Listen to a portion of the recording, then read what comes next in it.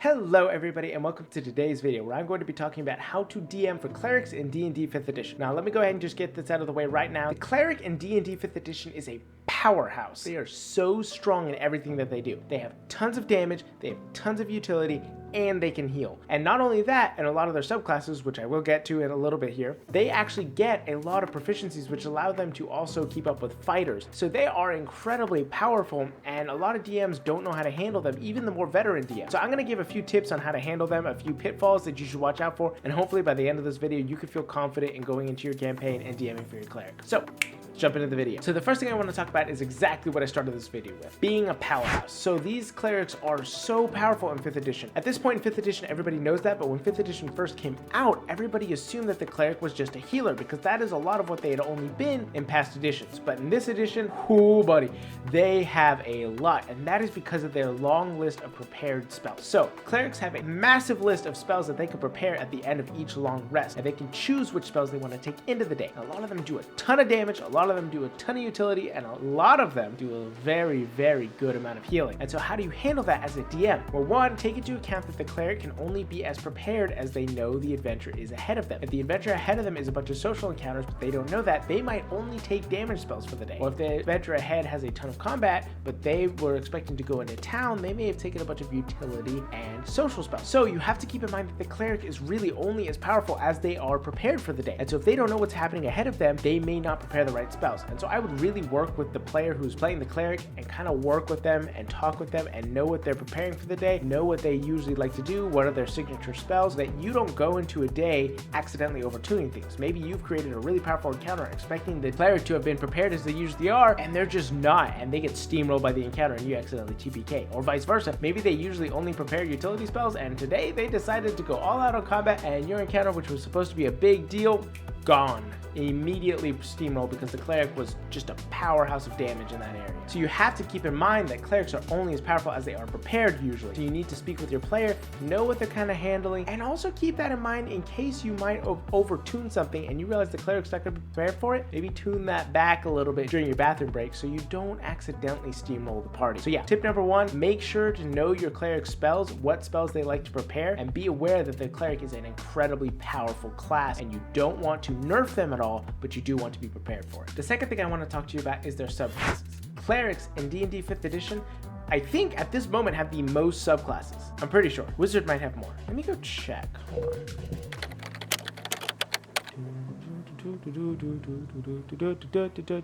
Cleric. Let's see. 1, 2, 3, 4, 5, 6, 7, 8, 9, 10, 11, 12, 13, 14, 15. And for Wizard, we have 1, 2, 3, 4, 5, 6, 7, 8, 9, 10, 11, 12, 13. Okay, yeah, so Cleric definitely has the most. Now, understand that that's right now at the time of recording this video, not including Unearthed Arcana or potentially some other sources, but for the most part, Cleric has the most subclasses, and it's really super important for you to know what subclasses they have and what the specific player subclass can do for these specific reasons. One, a lot of Cleric subclasses allow the Cleric to do things most people wouldn't actually attribute to the cleric. For example, a lot of them give the cleric proficiency in martial weapons and armor, like I mentioned. And when that happens, and you're expecting the cleric to be this kind of pious holy spellcaster, and suddenly they're running in like a maniac with the fighter smacking the dragon, you may be shocked, and you wouldn't expect that, and you'll be surprised. So you really want to make sure that you're aware of that and prepared for it. So I would really get with your player and look at the subclass that they picked so you know what abilities they have, so you're not surprised by those things. You want to know what your player is capable of, and especially what the image of this character is in their mind and who they want them to be,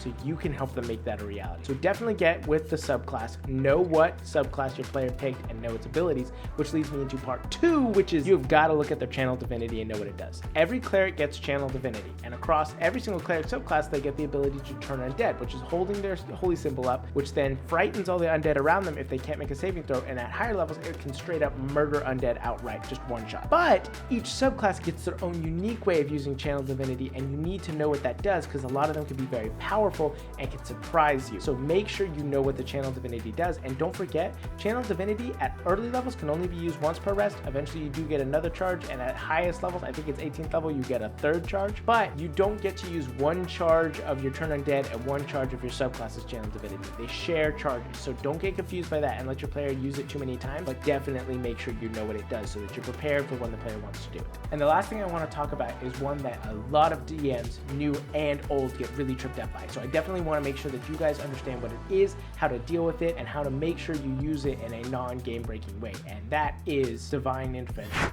Divine Intervention is an ability that clerics get that they can use every single day, but it has a very low chance of working. How it works is you roll a d100, and if the number on it equals or is lower than the player's level, they get to ask their god a favor. Now make sure that when the player uses this ability, they have asked what they're going to ask before they roll, because the last thing you want is for them to just roll and then be like, oh, let me ask for something absurd. Make sure they know what they're asking for. But when you go ahead and roll it, even if they're like 7th level, it's only a 7 out of 100 chance of working. Or even if they're at 19th level, 19 out of 100 chance is not a good chance. And at 20th level, eventually it does get to the point where Divine Intervention always works, but that is such a high level, most DMs will never actually have to experience this ability because of how low chance it has of working. And so when it does eventually work, you're gonna be sitting there like a deer in the headlights. No idea how to handle this situation. I'm gonna tell you how to handle this and how to use it in a non-game breaking way. The first thing you wanna do to make sure that this isn't game breaking is treat the request realistically. Did the player say, ask their god, hey, I want you to kill the BBEG? Obviously you're not going to do that because that's not a good story and that's not fun. The players might laugh in the moment, but they don't get to have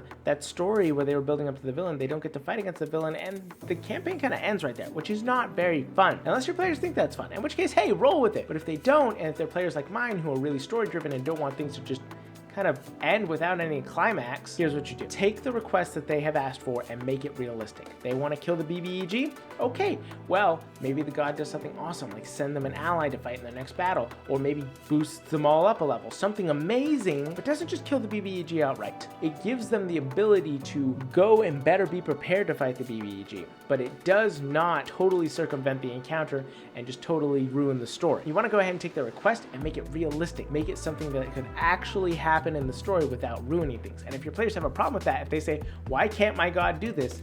Here's what you explain. The gods are so powerful, so massive, they cannot enter the material plane and mess with it without causing catastrophic effects. Imagine you have a bowl with tons of fish in it, and you reach in to poke one of the fish. When you reach in, you hit that water and cause ripples.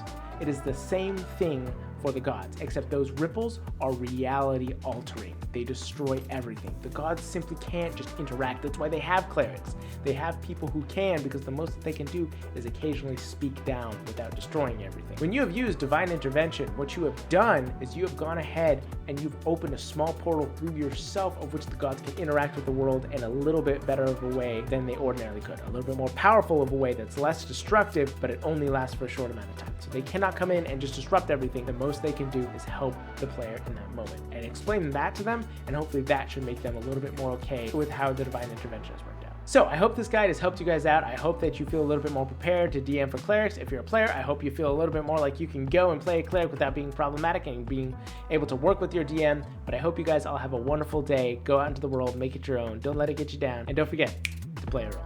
Thank you. Have a wonderful day.